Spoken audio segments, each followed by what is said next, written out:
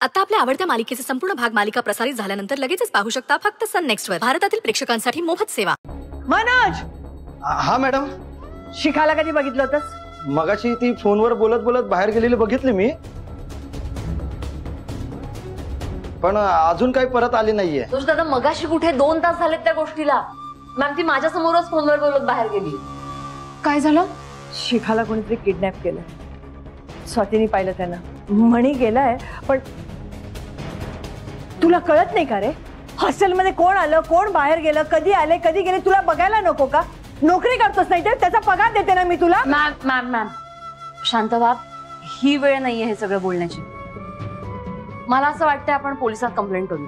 हा मॅम, बरोबर आहे संचिताचं, आपण पोलीस कंप्लेंट करायला हवी। वेट, माझ्याकडे एका पोलीस ऑफिसरचा नंबर आहे, मी त्यांना कॉल करते लगेच।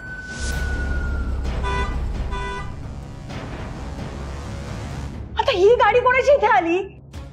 थांबा मॅडम, मी बघतो कोण आहे ते। मॅडम, स्वानंदी।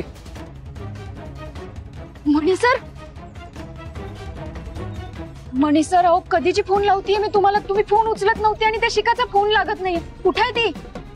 आहे बेशुद्ध अवस्थेत। काय?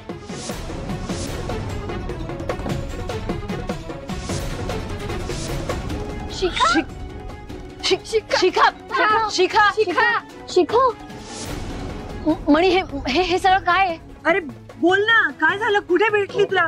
कशी बेशुद्ध पडली? कोणी नेली हिला? आम्ही पोलिसांना फोन करणार होतो। सांगतो सांगतो सांगतो, तुम्ही शांत व्हा। मी रस्त्यातून चाललो होतो, योगायोगाने माझ्या समोर हे सगळं घडत होतं, म्हणून मला थांबवता आलं, वाचवता आलं त्यांना। मणी सर, अहो कुणी केलंय? म्हणजे हिची कोणाशी काय दुश्मनी? तीच काल कार्यक्रमात आलेली टवाळ मुलं, यांनी त्यांना कान फडवलं, मग त्यांनी रागाच्या भरता असं पाऊल उचललं। पण मी काय म्हणतो, आधी आपण यांना आतमध्ये नेऊयात का? हो हो। शिखा शिखा शिखा शिखा सावकाश। शिखा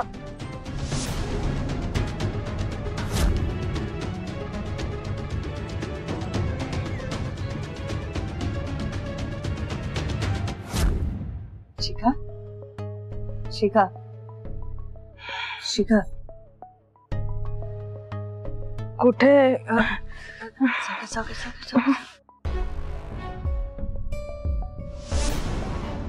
असं डोकं बरं वाटते का तुला? मॅडम, डोकं खूप दुखतंय। तुला आठवतंय काय काय झालं होतं? मग ती पोरं त्यांनी मला गाडीत कोंबलं आणि